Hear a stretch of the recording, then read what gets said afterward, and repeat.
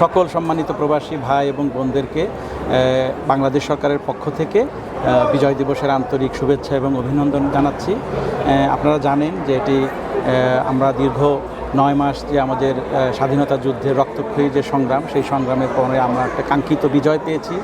সেই বিজয়ের ধারাবাহিকতায়, সেই বিজয়ের চেতনা নিয়ে আমাদের বর্তমান অন্তর্বর্তীকালীন সরকার বাংলাদেশকে একটি নতুন বাংলাদেশ বিনির্মাণে এগিয়ে নিয়ে যাওয়ার জন্য কাজ করে যাচ্ছেন।